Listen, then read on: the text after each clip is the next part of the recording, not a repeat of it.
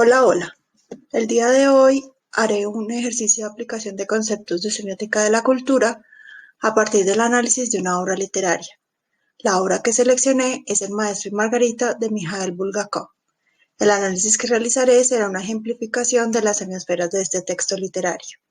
Obviamente, este análisis será un análisis según lo que nos da el tiempo asignado para la tarea, pues seguramente si los que me escuchan ya han leído este texto, saben que nos podríamos quedar acá hablando horas y horas de sus códigos, significados y trasfondos. Siendo así, entonces comencemos. Recordemos entonces, primero que todo, que una semiosfera es un concepto semiótico desarrollado por Yuri Lotman, en el cual se define que esta es una esfera significante, y estamos rodeados de estas semiosferas, pues todo en la cultura que nos rodea tiene un significado y nos afecta o nos hace ver las cosas de ciertas maneras. Estas semiosferas tienen unas fronteras o carácter delimitado, pero no son fijas, sino permeables, irregulares y con aspectos cambiantes. Y esto es muy importante para los significados y, por consiguiente, para los análisis literarios, que es nuestro campo de estudio. Teniendo esto en cuenta y volviendo a nuestro ejercicio de aplicación, en la obra de Bulgakov tendríamos tres semiosferas, dos de ellas en el texto y una de ellas en la realidad lectora. Vamos a explicarlas. Las semiosferas del texto serían: la primera, la semiosfera de los personajes que en la novela se creen que son los personajes reales, es decir, que están vivos, viven en Moscú y trabajan y viven esa realidad que nos presenta el autor. En esa semiosfera encontramos al protagonista Iván Bezdomny, al maestro y a Margarita, también a personajes como Berlioz, protagonista del primer capítulo, y a todos los del sindicato Masolit. Todos ellos son personajes de la esfera de la realidad de ese momento, que es un Moscú de la década de 1930.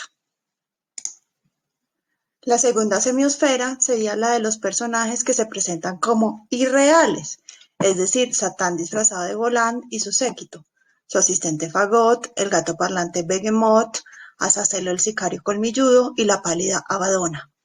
Estos personajes se presentan en el texto como irreales, con sus propias reglas, como por ejemplo que aparecen y desaparecen en el momento que así lo desean, o que logran dominar las mentes, las multitudes, ponen a hacer cosas a la gente también si así lo desean, hacerse visibles para unos y para otros no, etc. En esta semiosfera hay unas reglas de la irrealidad, que se presentan al lector muy rápido, pues desde el primer capítulo, y que el lector así las acepta al ir adentrándose pues en el texto. La novela es entonces una convivencia permanente entre la semiosfera de la realidad y la de la irrealidad.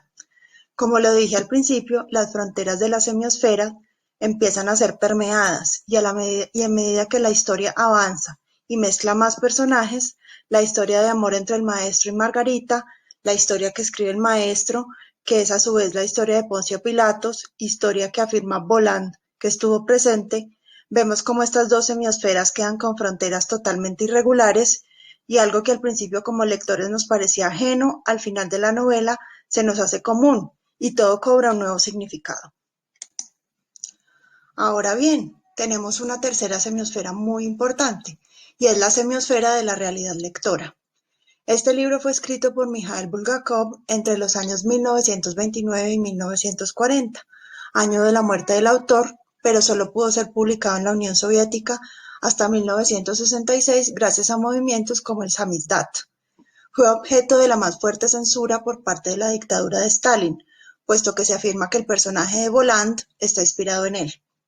Esta semiosfera entonces comprende el escenario en el que el libro sale a la luz, y es una Rusia ortodoxa con un libro cuyo personaje principal es Satán, que hace referencia a un dictador venerado por muchos rusos. Es inevitable al hacer este análisis del libro no referirnos a esta semiosfera, pues es la que le da todo el trasfondo a la novela y nos permite entender todo su simbolismo, rebeldía contra el sistema y disidencia. Hasta aquí entonces este análisis semiótico. Muchas gracias y saludos.